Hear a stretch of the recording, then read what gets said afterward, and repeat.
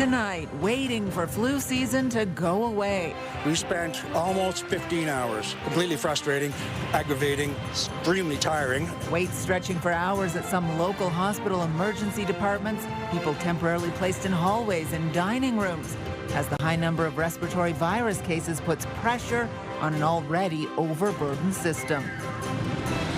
It's somewhere to go when you just gotta go in Centretown.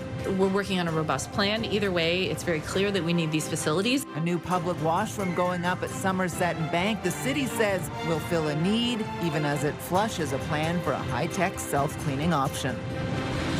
And grab your lottery tickets and check them twice. I wish it was me. Someone in Eastern Ontario is $55 million richer. Good evening. We begin tonight with breaking news. CTV News has learned layoffs are underway at a major government department as part of the Liberal government's plan to reduce the size of the public service. Statistics Canada is laying off dozens of employees this week, and hundreds of positions will be eliminated in the coming years. CTV's Stefan Keys joins us now with the latest stuff. Patricia, CTV News has obtained a memo sent to StatCan employees just this afternoon, which outlines a plan to cut 850 jobs as the department works towards the federal government's goal of finding billions of dollars in savings. According to the memo, 100 positions are immediately affected, and those employees will be notified this week. The plan is to cut another 750 jobs over the next 2 years and to reduce the number of executive positions by 12%.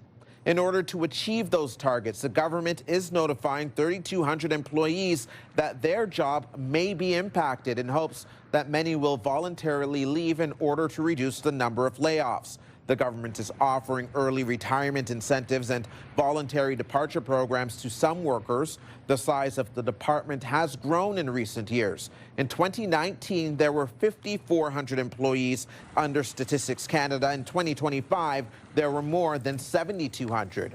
This is just one of several departments notifying employees of upcoming layoffs. Last summer, the federal government asked nearly all departments to find 15% in savings in the coming years.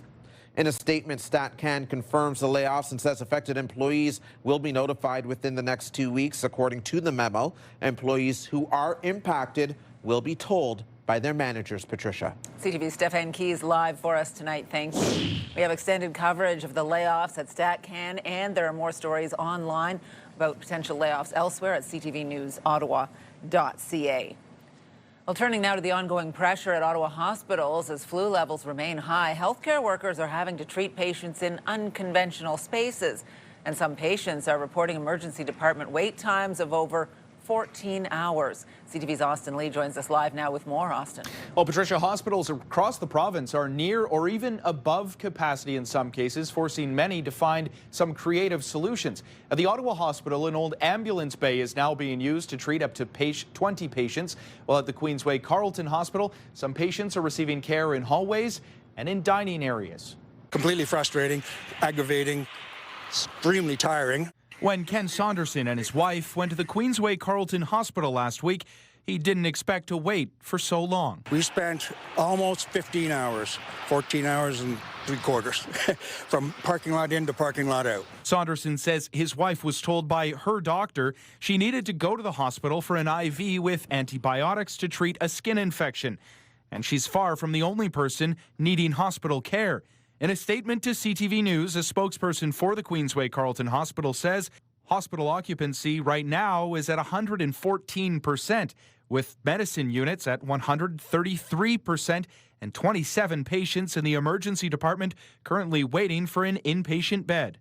Hallways do become a patient care environment, and we've had to even go into public settings within a patient care unit. So we have like common dining room areas, which we've had to remove a significant amount of the tables and furniture within the space and then convert that into unconventional patient care spaces. The hospital says in the last week, during what may be the peak of flu season, waits have ballooned to an average of 13 hours. We're certainly seeing a higher volume of patients within the walls of the hospital and need for care in the community. And with that is coming a higher demand of isolation needs within the hospital. As my wife put it, her conclusion is that the healthcare itself should be in emergency care because it's definitely in a life and death situation. Despite the extended wait, Saunderson says he is thankful for the people inside the hospital. Once you get into the system, the people are fantastic. The doctors are fantastic. The nurses that are providing all the service on the floor, they're fantastic too. Super nice, super caring. It's just to try and get in there that seems to be the big problem. Now, a spokesperson for the Queensway Carleton Hospital also tells me the hospital is adding staff and working more closely with regional partners to best care for patients and to reduce wait times. That said, they admit this is a very busy time, and they say right now they appreciate the community's patience. Patricia. Patient patience, yes, indeed. CTV's Austin Lee live for us tonight. Thank you. You can scan the QR code on the bottom of your screen to link to us online or visit ctvnewsottawa.ca. We have more details on the long emergency department wait times at Ottawa hospitals amid the flu season. Well, when you gotta go, you gotta go. But there are increasingly fewer spots to do just that as many businesses close their washrooms to the public. It's something the city is hoping to address by building a new standalone public washroom. And we now know where it will be located. It will go up at Somerset and Bank Streets in Centretown, and is something advocates have been pushing for years. CTV's Leah Laroque joins us live now with the details on this. Leah. Well, Patricia, $1 million was set aside as part of the 2025 budget to build 2 public washrooms. That is something that Councillor Ariel Trotster has been pushing for years. She calls going to the washroom in a safe place a basic human right, but there simply just aren't enough places to go, especially in Centretown. Howard Ayalik says there is nearly nowhere to go to the bathroom in Centretown. Kind of hard. The one at Jimmy's it's close. I said, oh, okay, no worries. The city will be building a standalone public washroom on the corner of Somerset and Bank Street, hoping to break ground by the fall. It'd be a nice idea, something permanent with like sinks and stuff like that. The city set aside $1 million in 2025 to build 2 public washrooms. They were supposed to be self-cleaning, but not anymore. Maintenance will be up to city staff or community partners. We were a little bit worried with the degree of freeze-thaw cycles that we get in the city, and also the self-cleaning facilities will kind of sluice the whole thing down and have a lot of water in there. We didn't know if that would freeze or there would be issues with ice. The Gotta Go campaign says there are about 22 public washrooms across the city that you can use for free, but they call them the hidden washrooms because there is no sign, and when that facility closes, so does the washroom. As for what they could look like, the Gotta Go campaign says Ottawa should follow what other cities have done. Look at Tokyo, Japan. They had a contest among architects, and they have absolutely gorgeous public toilets. New Zealand is another one. There's no reason they need to be ugly. The city of Winnipeg opened a facility in 2022 and are calling it a tremendous success with real impacts in the community. Advocates here say washrooms are critical pieces of infrastructure. In Ottawa, we have over 500 people who are sleeping rough. They are not necessarily going to a shelter at night or to any indoor space. They desperately need a place to use the bathroom in a dignified way. Residents say they want more washrooms across the city. I'd like to see them in Lower Town and the market. I think so, to help the people, Yeah. because everybody's got to go. In order to build a piece of infrastructure, there is more upfront cost when you're doing this for the first time in terms of design, hooking into the city water system, plumbing, for example. As for that second public washroom that is supposed to be in the Byward Market, we asked the City of Ottawa for more info and its status, but Patricia, we have not heard back. All right, CTV's Leah Laroque live for us tonight. Thank you. Still ahead, simply the best, or so the poll says, why Ottawa is scoring the highest marks in North America for livability. That story coming up. Well, here's a live look through our Centennial Glass Sky Cam. A mild evening out there in Ottawa. We are right at the freezing mark at 0 degrees, and maybe a little bit more mild weather on the way before we get back into the real cold January temperatures, Jackie? Yeah, Patricia, if you looked at your app by Thursday, we are getting down to minus 14. So let's enjoy the plus degree temperatures that we've had. So 2 degrees is what we're anticipating tomorrow, and even Wednesday we're getting 4 degrees. But we want to keep in mind we will see some light flurries moving through later this evening. And then as temperatures start to drop, there is a risk of freezing drizzle that will take us into tomorrow morning. Daytime high for tomorrow about 1-2 degrees, but flurries could still be lingering for our Tuesday evening. There is a chance, though, that we could see some rain really moving through for our Tuesday evening, though, so keep this in mind. It could mean slick roads as well as not so great conditions, especially throughout eastern Ontario. Wednesday, this will carry us into tomorrow morning. We'll have those details after, or just coming to you in a little bit. But for now, we'll take it back to you, Patricia. Well, tragic news out of the Ottawa Valley. A 5-year-old is dead after an ATV crash over the weekend. Ontario Provincial Police say the child was driving the ATV on a property in Brudenell, Lindock and Raglan Township Saturday morning when the vehicle crashed into a tree. Police say the child, who was wearing a helmet, was taken to hospital and then airlifted to a regional trauma centre where they later died. Ottawa police are looking to speak with witnesses after a serious head-on crash in the city's south end yesterday. It happened on Prince of Wales Drive between Deacon Street and Amberwood Crescent just before 9 o'clock in the morning. Firefighters had to extricate both drivers from their vehicles. A man in his 80s was taken to hospital in critical condition. Another man and a woman were transported in stable condition. Ottawa police want to speak with anyone who witnessed the crash or may have dash cam footage. An office building in the city's West End is set to be converted into housing. The 7-story building at 495 Richmond Road in Westboro was the former office for the Canadian Institute for Health Information. A real estate firm has submitted an application to turn the space into 143 residential units with studio, 1-bedroom and 2-bedroom apartments. This is just one of several plans to convert office buildings into housing in Ottawa. Excited or concerned about the possibility of high-speed rail access coming to the capital? You will get a chance to have your say. Alto is set to launch its first public engagement process with the Ottawa Board of Trade, a first chance to look at timeline and the potential positive impact. CTV's Josh Morano joins us now with a closer look. Josh. Yeah, Patricia, the project is still years away from construction, but planners say there's lots of work that needs to be done now to have shovels in the ground by 2029. Needless to say, the public is very excited about how the rail could reshape travel in the region. For David Nimbier, traveling by train is not his preferred mode of transportation. I never take the train, to be real. But with Canada's new high-speed rail project, traveling from Ottawa to Toronto would take just under 2 hours, and Ottawa to Montreal around 1 hour. Driving from Ottawa to Montreal is very, very long, and take the train and it's faster. I think it's a very good idea. I will take it for sure. Led by Alto, construction on the 1,000-kilometer high-speed train is anticipated to begin in 2029, with the first segment connecting Ottawa and Montreal. Officials say the rail is expected to bring economic benefits, job creation, and make travel effortless. We need surveyors, we need electricians, we need crane operators. So those are the type of real men and women that we need training today so we can generate the most economic benefit as possible. It positions us as a modern region so that we will attract new opportunities and build up confidence in our business community and create new entrepreneurship opportunities. While construction is still years away, Alto says it's starting a public consultation process asking for ideas on station locations and community benefits, among others. It opens up new markets for sure for businesses. A lot of even professional businesses will have whole new markets where they could go and meet clients.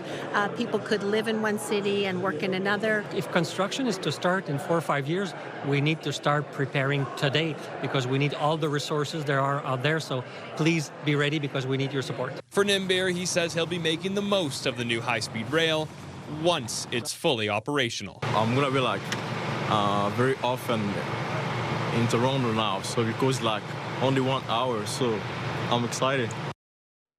Planners say consultations are the first step in the next phase of operations and will open to the public next week. A link to Alto's website can be found on our website at ctvnewsottawa.ca. Patricia. CTV's Josh Morano live for us tonight. Thank you.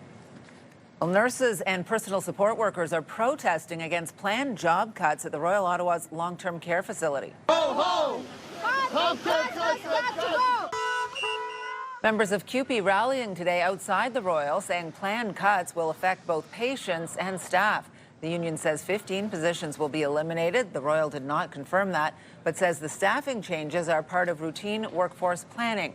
CUPE says the cuts are expected to impact nurses, frontline staff, and personal support workers at the long-term care home. Our residents deserve a proper care. So do our staff, okay? Our staffs put their heart and soul in this job and take care of our patients and residents. So that's not a way of dealing with the residents and with the staff. So they should provide the proper funding that we do not have to go through that. The Royal says patient safety is its top priority, adding it never operates below safe or appropriate staffing levels.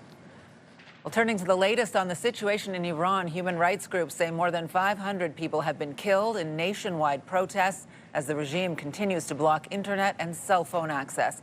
The situation is also sparking demonstrations here in Ottawa and across the country. A large group of protesters gathered on Parliament Hill yesterday in solidarity with those in Iran. CTV's Mike Lecouture has more on what is happening there and the mounting concerns from members of the diaspora in Canada. It's a daily struggle. With communications to Iran cut off, Iraj Avahani can't reach his siblings in the northeastern part of the country.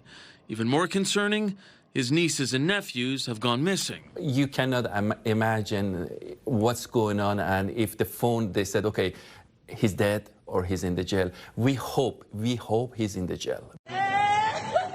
The hope is that his brother or sister won't have to visit a makeshift morgue to search for the body. U.S.-based rights group HRANA says it has verified the death of more than 500 protesters. The repression the regime is using to quell the dissent, to basically stop people from standing up for their basic rights. The repression we're seeing is increasing every year, and I think we're at a breaking point. Monday, State TV aired footage showing massive crowds at pro-government rallies right across the country. Iranian authorities are accusing both Israel and the U.S. of having a direct role in the political unrest. Iran's foreign minister says his country is ready for talks with the U.S., but is also fully prepared for war. Trump's spokesperson says he's ready to talk while keeping military options on the table. What you're hearing publicly from the Iranian regime is quite differently from the messages the administration is receiving privately, and I think the president has an interest in exploring those messages. Meanwhile, back in Ottawa, members of the Iranian-Canadian community can do little but send support. And all they asking for freedom to choose to how to live, how to wear, what to eat, and what they do in their life. Prime Minister Mark Carney has condemned the killing of protesters and urged Iran to allow for freedom of expression and peaceful assembly without fear of reprisal. Mike Lecouture, CTV News, Ottawa. Stay with CTV News for continuing coverage of the protests in Iran. For updates on radio, tune into News Talk 580 CFRA and CTV News channel at any hour. Well, thanks to the quick actions of paramedics, an Ottawa mother successfully delivered a healthy baby boy in a West End home over the weekend. Paramedics got a call Saturday morning saying a woman was in labor. When they got to the home, they realized she would not be able to make it to the hospital. They helped her deliver the baby on the floor of the home. Mom and baby were then sent off to the hospital, both healthy. It's an awesome experience. You get into this profession to help people, and what better way to help people than to help bring another life into this world. This is my first home birth. It felt good. This is why I chose this career and I do this job. Just seeing the joy on the mother's face and knowing that the baby was delivered safely and is okay. Those are the good calls. In all, there were 5 paramedics who assisted, including one student paramedic who was only on their second shift. Well, Eastern Ontario is buzzing with the news that someone in the community is $55 million richer. A winning ticket in Friday's Lotto Max draw was sold in Prescott Russell. CTV's Dylan Dyson was out in the community today and joins us live with more on this, Dylan.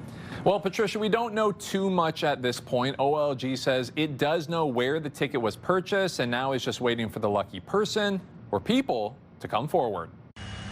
At Rockland Marine and Equipment, owner Mario Milos didn't win the $55 million jackpot, but he knows what he would buy if he did. A nice motorhome, a big motorhome, so I could travel farther and more luxury. With 50 millions, I think I would travel a lot. OLG says the winning ticket in Friday's $55 million Lotto Max jackpot was purchased somewhere in Prescott-Russell, the second largest lottery win in the community's history. The one piece of information that we don't have is who actually bought that ticket. I wish it was me. If I won, I don't want anybody to know. Regardless of who won, many in the community are happy it happened to someone here. That's a good thing because usually and hopefully that they have a family, so they'll start spreading their millions of dollars through the family, and then there's more than one millionaire, so they can spend in our area in Prescott-Russell. That's something positive for the community. They say, oh, okay, it's from here, then we'll try more. At a nearby gas station in Rockland, manager Jay Shami hopes it was a ticket bought at his store. The franchisee gets some, I don't know exactly how much, but they give them a lump sum. OLG says it knows exactly where the ticket was purchased, but won't yet say. So that's why we have to ask the people coming forward a series of questions. Again, where did you buy the ticket? When did you buy the ticket? And a number of other questions that we use in the prize claim process to ensure that we are paying the rightful ticket owner that $55 million prize. The win follows a 2022 Lotto Max win by a grandmother in Van Cleek Hill who won $60 million. But for whoever did win, Milos has more than a few toys the winner can splurge on. We can get what we call a General. A General is 1,000 cc, good machine. OLG says those with tickets can either check them through the OLG app or by taking them to a lottery retailer, but a warning to not wait too long as the tickets do expire after 1 year. Patricia. Check your purse, check your pockets. So exciting stuff. All right, good thing, Dylan. Thank you. CTV's Dylan Dyson live for us tonight. I grew up here. I love it. And I have so many memories here.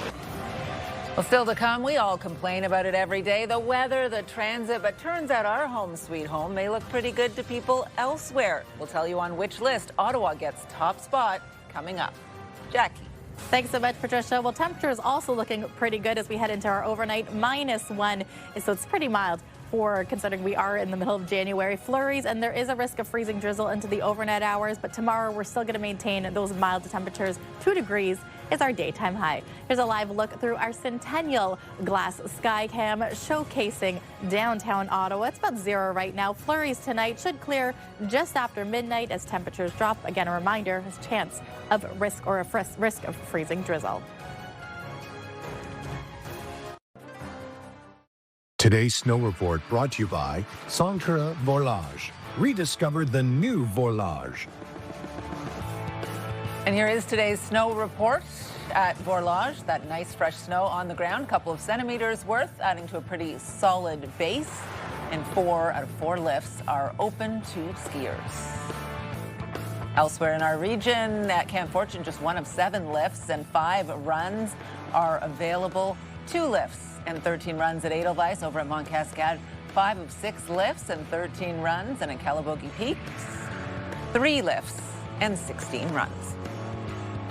Your winter starts at Vorlage. Perfect for families, beginners, and advanced skiers. With our trusted snow school and ideal learning terrain, come rediscover the new Vorlage. When we're digging out from a midwinter snowfall, we may not think so, but Ottawa is ranked among the best cities in the world in which to live, and #1 in Canada and North America. This latest survey looked at affordability, public services, and lifestyle. Here's CTV's Camille Wilson. Valerie Elliott is an Ottawa native, now living in British Columbia. She can understand why her hometown is among the world's best. I think it's a marvelous city. I grew up here. I love it. And I have so many memories here. Ottawa named the best city in Canada according to a survey done by Numbeo's Quality of Life Index, ranking Canadian cities on what affects daily life. Coming in at number 28 out of 304 cities around the world, but taking the top spot in Canada for high safety scores and stable, well-paying public sector jobs, affordable housing, low pollution, strong healthcare access, and short commute times. I love the old buildings everywhere. The survey looks at other factors like the outdoors, even in winter. I noticed a lot of people jogging in the snow, which is kind of freaky, but they like it. I guess it speaks about the quality of living. Also ranking most livable cities in green spaces, bike trails, and access to nature. Ottawa has a lot to offer.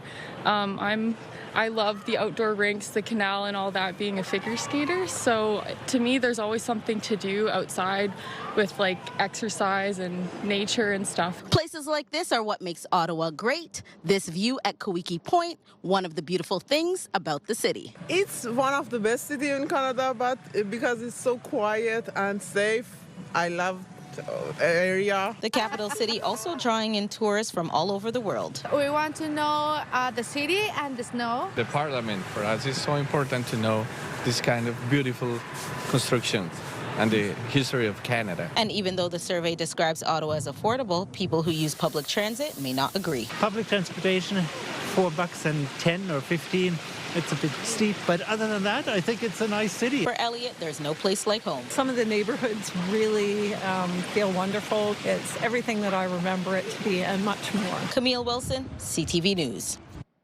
Well, it's nice to hear some people say some nice things about Ottawa, even out there in the snow. And after a mild weekend, it was a bit of a chilly start to the work week in Ottawa. It was colder this morning, lots of snow on the ground near the Fleet Street pumping station today. Felt like minus 14 with the wind chill this morning, but the temperatures did rise nicely throughout the day with more mild weather in the forecast for the next couple of days.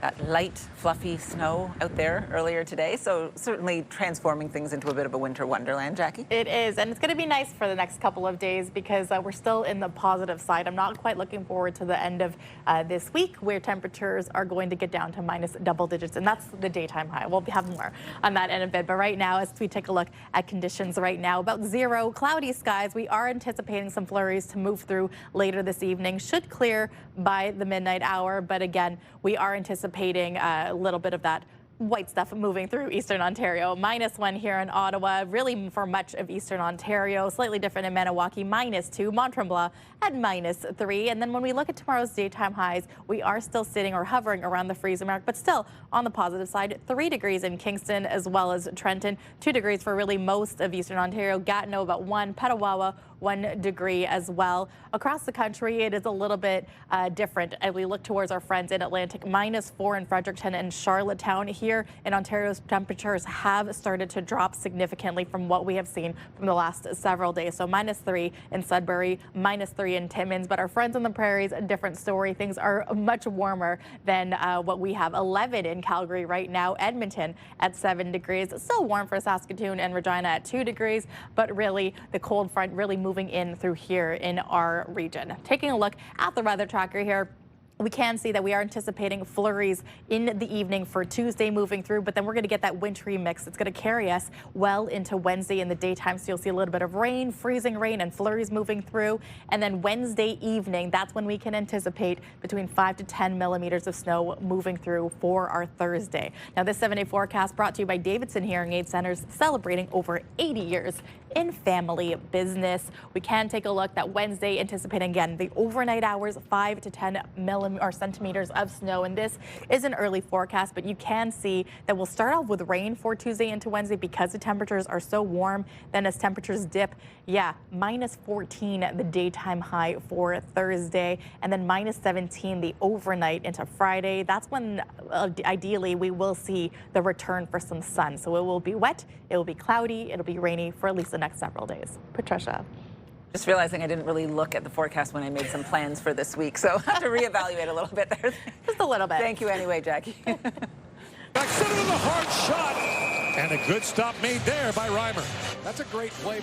Well, a veteran goaltender comes in to try to salvage some of the on-season woes for the Ottawa Senators. Details on the player: they have signed to a 1-year contract after this.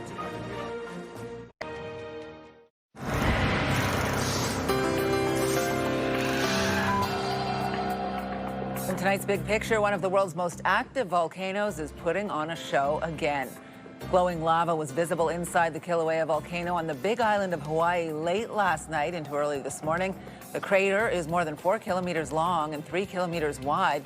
The volcano has experienced on and off eruptions since late 2024.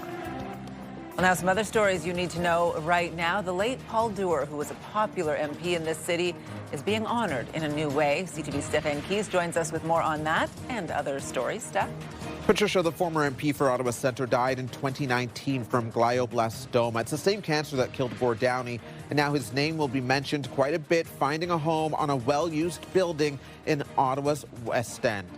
Paul was a fundamentally decent, generous, and empathetic man, and he had time for every constituent here in Kitchissippi Ward. The City of Ottawa has renamed the Van Lang Field House near Westboro Beach, just west of the core, to the Paul Dewar Field House. Dewar was the son of former Ottawa Mayor Marion Dewar. He was MP for the area from 2006 to 2015 and well-liked and respected by constituents and even political rivals. A celebration of life will be held next week for community advocate Tyson Lefebvre. He passed away on Christmas Day surrounded by his family at the Queensway Carleton Hospital. Lefebvre was born with a rare genetic condition that causes skull bones to fuse prematurely. Throughout his life, he worked tirelessly to support the community. He raised $1 million for Make-A-Wish Canada. His celebration of life will be held at the Canadian Tire Centre on January 20th. Back center to the hard shot. And a good stop made there by Reimer. Instead of stopping pucks fired by the Senators, James Reimer will now be stopping goals for the Sens. The team has signed him to a one-year contract with a salary of $850,000. This comes amid Linus Ullmark's leave of absence. The 37-year-old has played 525 regular season games in the NHL. He last played for the Buffalo Sabres. Looks, passes, Verhaeghe, Rishon scores! Also, the Sens are hoping the move will help solidify their goaltending. They lost their 4th straight game over the weekend, falling 3-2 to the Panthers. The Sens are back at home tomorrow hosting the Vancouver Canucks. Great turnover has Jenner. They've got numbers. Jenner shoots and scores! In the meantime, the Ottawa Charge are finding more luck on the ice. The team was in Halifax yesterday, facing off against the Boston Fleet in a takeover game, and it was a nail-biter. Charge captain Brianne Jenner scored her 7th goal of the season to tie things up in the 3rd period. The Charge ended up winning in a shootout. They've now won 6 straight. The Charge play a game tomorrow night in Montreal against the Victoire.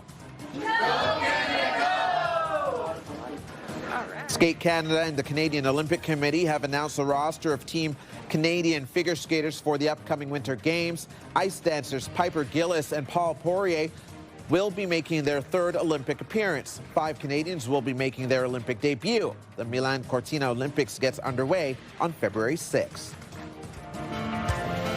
That was a serious skate. We got sparkles.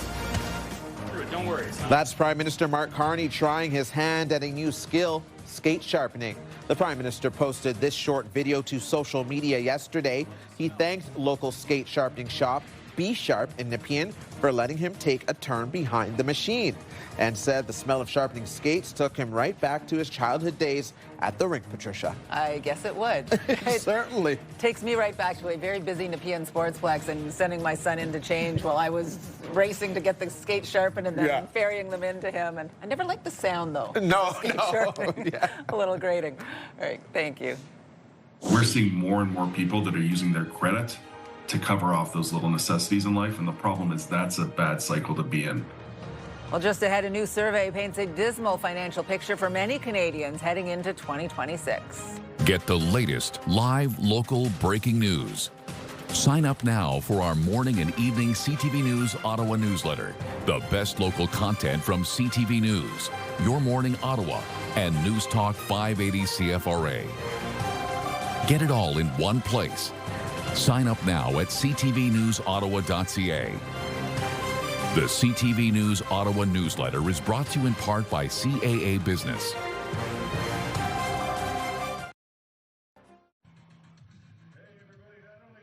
Former Red Blacks head coach Bob Dice has a new job. The Hamilton Tiger Cats have hired him as special teams coordinator and assistant head coach. The Red Blacks let Dice go at the end of last season after the team failed to make the playoffs for the 5th time since 2018. Well, credit card bills are now coming in following the holiday shopping season, and they're arriving at a time when many Canadians are anxious about the economy. A new survey finds many consumers feel the year ahead will be challenging when it comes to paying bills and keeping up with household expenses. Here's CTV's Pat Foran.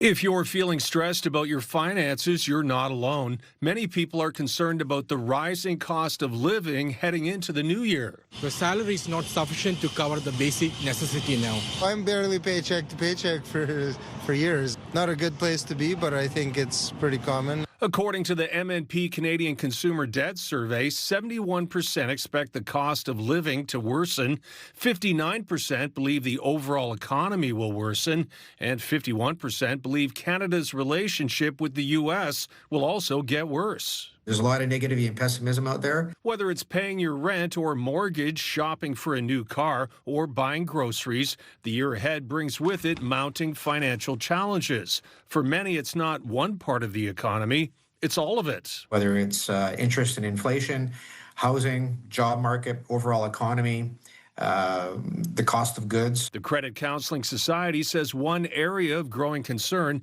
is consumers using credit cards to buy groceries and pay their monthly bills. We're seeing more and more people that are using their credit to cover off those little necessities in life. And the problem is that's a bad cycle to be in. At some point, you run out of credit, you don't have cash. What do you do? The survey also found 59% believe housing affordability will deteriorate, and 62% are concerned about rising poverty and inequality. Younger Canadians are feeling the most financial pressure. Many of them have just left school. They have this large student loan debt. They've accumulated credit card debt. They're looking at the cost of housing as they start their financial journey into adulthood, and they do feel stuck. Anyone having trouble paying their bills and getting further into debt is advised to get help. Credit counseling with a debt professional is free, confidential, and can let you know your options before your situation gets worse. Pat Foran, CTV News. The chair of the U.S. Federal Reserve is now under criminal investigation, but markets shrugged that off with the S&P 500 ending the day with a record high. BNN Bloomberg's Marilla Fernandez has more. Federal prosecutors are looking at whether Jerome Powell lied to Congress about a renovation of the central bank's headquarters. But the chair says this is really about the independence of his office, which he says faces threats and ongoing pressure. The chair has been a target of the U.S. president for the last year. Bank of Canada Governor Tiff Macklem is offering his full support to Powell. Here are the closing numbers for the day. The Canadian dollar is up to 72.06. West Texas Intermediate is up to 59.32. Western Canadian Select up $1.44 to 44.10. And the TSX gained 261 points today for yet another record close. Those are your business headlines. I'm Marilla Fernandez. I don't know about award shows, but when they get it right, it makes sense. The 83rd Golden Globe Awards has kicked off Hollywood's awards season. Just ahead, we'll share some of the night's big winners and the highlights.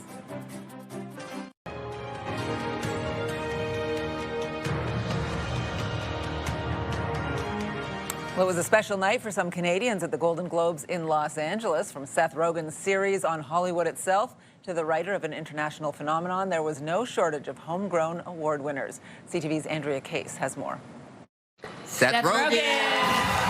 For Vancouver's Seth Rogen, winning Best Actor in a Comedy or Musical at the 83rd Annual Golden Globes was a life-imitating art moment. This is so weird. We just pretended to do this. And now it's happening. His show, The Studio, also won Best Comedy or Musical. Steve Martin, Martin Short especially, I remember growing up watching you guys my whole life thinking one day I'm going to beat them. Rogen says people are now asking to be on the show, and award shows are a good place to find guests. K-pop Demon Hunter! Born in South Korea, K-pop Demon Hunter creator and co-director Maggie Kang moved to Toronto when she was just 5 years old. Now she's the Golden Globe winner for Best Animated Film. Thank you to the Golden Globes.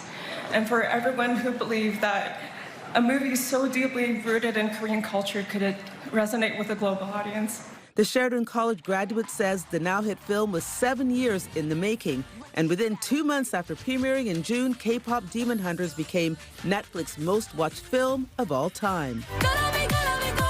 And its Golden Globe Award-winning song, Golden, landed at #1 on the Billboard Hot 100. Through this film, we really wanted to depict female characters the way that we know women, which is really strong and bold, really silly and weird, and really hungry for food, and sometimes a little thirsty.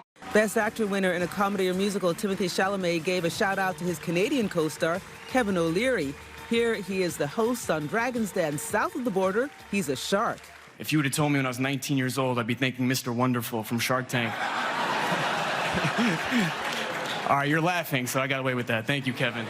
And can they get any hotter? The stars of the new Crave hit hockey romance, Heated Rivalry, came to play.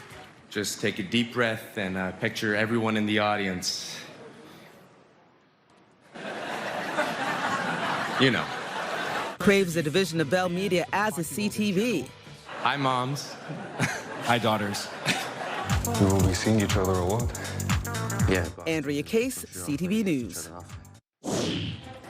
Well, coming up, a Canadian tennis star announces his retirement. We'll look back on Milos Raonic's incredible career after the break. Jackie. Well, thanks so much, Patricia. Snow is on the way later this week and much colder temperatures. But for now, we're only getting a couple of flurries later this evening. But tomorrow, a different story. Cloudy skies to start, but then it will be a mixed bag for Tuesday evening. Mainly flurries for here in Ottawa, Cornwall, Brockville, even along Kingston. We are anticipating freezing rain as well as the rain. And this will really move in through eastern Ontario as we get into our Wednesday. Here's a live look through our Centennial Glass Sky Cam for temperatures sitting around the freezing mark. Cloudy skies right now, but again, we are anticipating flurries moving through over the next few hours.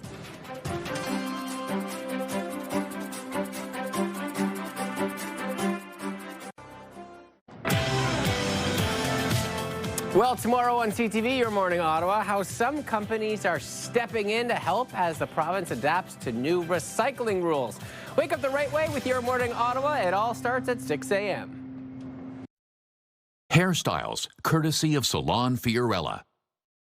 Here's a recap of the top stories we are following right now. CTV News has learned layoffs are underway at Statistics Canada as part of the Liberal government's plan to reduce the size of the federal public service. We already had the treatment and everything recommended. I don't know why there isn't some kind of outpatient clinic or outpatient service that you could just directly go to there. Ottawa's hospitals still under strain as flu season continues with long waits in the emergency department and patients receiving care in hallways and dining areas. Many other cities do it, and Ottawa's quite behind, but I'm excited that this will allow us to start to catch up. Well, when you gotta go, you gotta go. No truer words, and that's why the city is building a standalone public washroom in Centretown at Bank and Somerset Streets. I want to take a final look at the weather, mild and then not mild. By the time we get to the end of the week. But we're looking forward to the mild conditions in the next 48 hours. When you wake up, though, -1, risk of freezing drizzle. We'll likely have mainly cloudy skies for most of our Tuesday. It is in the evening, though, that we are anticipating some mixed bag. So you got rain, you've got freezing rain and snow moving through into our Wednesday, where we could see between 5 to 10 centimeters or so Wednesday into Thursday. And yes, Patricia and Stefan, that is when that -14, that's the daytime high that we are, I personally am not quite looking forward to. I've been enjoying this mild weather, but it is getting back to seasonal conditions for Friday and Saturday and even into Sunday. And I see we're getting one little peak of sunshine there. just one little peak, right? Just get out there and bask, a little vitamin D. Stefan Keys is on the desk at 11:30 tonight. What are we working on? Thank you, Patricia. So-called medical tourism is under the microscope tonight. It's a $100 billion industry worldwide, but many Canadians also participate. Sometimes it's about getting treatment for something that would take too long to get here, for example. But for many, it's also about getting something cosmetic done at a cheaper cost. Tonight, we look at one Ontario woman's story of a procedure gone horribly wrong, which could serve as a warning to others about the gamble of going under the knife abroad. Join us tonight for CTV News at 11:30. Patricia. All right, good stuff. Will do. And finally for us tonight, Canadian tennis great Milos Raonic is retiring from the sport. The Toronto area native last competed at the 2024 Paris Olympics, where he was eliminated in the first round. In his prime, though, he was ranked as high as number 3 by the Association of Tennis Professionals in men's singles. He won 8 ATP Tour titles, reached the finals of the 2016 Wimbledon Championships, where he lost to Andy Murray in straight sets. He reached the quarterfinals in 10 Grand Slam main draws. Pretty good. Unfortunately, though, plagued by injuries which shortened his career, he never fully recovered from an injury to his shoulder last year. It was a lot of fun to watch out on the court. Tall, had his own style, and was one of the first Canadian men to really break through and make an impact before Auger-Aliassime, Shapovalov, and whatnot. So, yeah, really, really entertaining to watch. I didn't realize he was having such a tough time with recovery, because when I first heard it come out, I was like, he's too young to retire. What's going on? Yeah, tennis careers can be short. Speaking of young, I took my young kids to the Australian Open, waited in a long, long, long line to see him play tennis. It was so hot by the time we got up there to the top. They wanted to leave, so I said, fine, you go, I'll enjoy this. They went outside and they called me and said, some woman by the name of Serena Williams is practicing 2 feet away from us. We're watching her instead. No! Have fun.